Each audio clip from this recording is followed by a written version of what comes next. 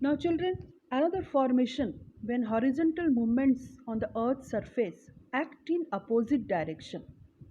It causes tension on the rocks in the Earth crust. When tension increases, fractures develop in the rock. This leads to formation of faults. Consequently, rocks on both the ends slide and continuity in the layers of rocks is not found. So what happens, children, when the movement is in opposite direction and it causes tension in the rocks above the earth crust, that means the upper layer of earth. So tension increases, that means there is something, some movement it started increasing. So there is certain kind of movements is there. Fracture develop in the rocks. Small thin fractures or rocks are broken in different towards different direction, opposite direction. So as a result, block mountain is also formed and rift valleys when they are moved apart from each other. So rift valley is formed. Sometimes what happens, children? Two fractures develop side by side in the earth crust. The land in between two fractures subsides, that means they goes down. This subside deep part is called rift valley. you know Valley, if you observe the picture in the slide, you can see a gap between two mountains, that is valley. So this formation, how it has taken, when the formation was there due because they have moved apart from each other, side by side two fractures are developed and above the earth crust. And what happened, some part of the earth it subsides between two mountains, and as a result rift valley or valley is formed. Both the slopes of the rift valley are steep, you can see the, so steep formation is there, very deep. For example, the rift valley of river Narmada in our country, rift valley of river Narmada in our country India, the great rift valley of Africa, the Rhine river rift valley of Europe. Understood, children? Sometimes two fractures develop side by side in the earth crust. The land between the two fractures subside. The subside deep part is called rift valley.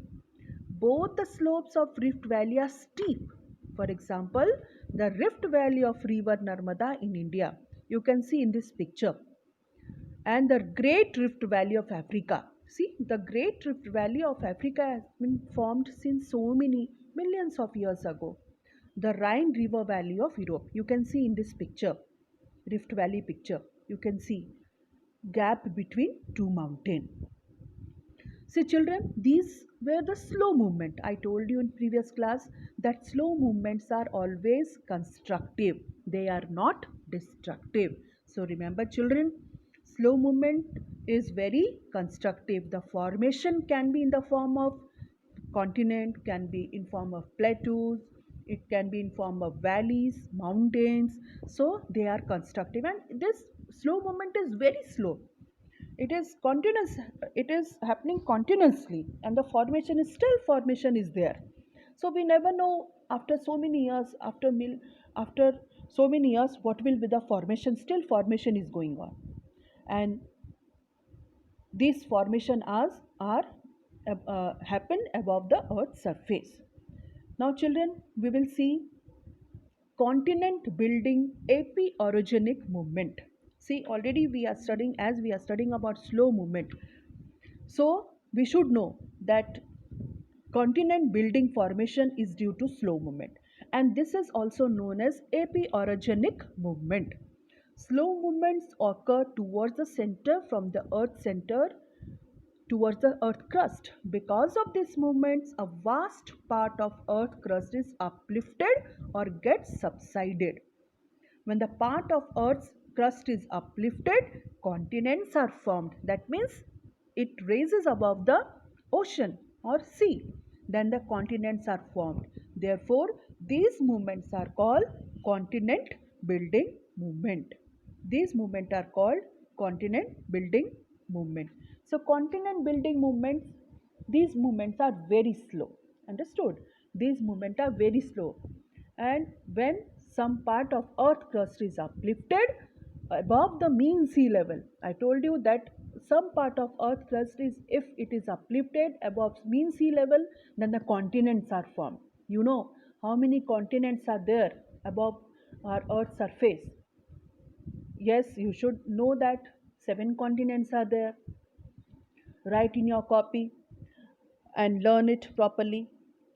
So extensive plateaus are also formed because of such movement. If the originally continent portion of the earth crust subsides below the sea level, it forms a part of seabed. Understood? If it is subsides, then it forms the part of sea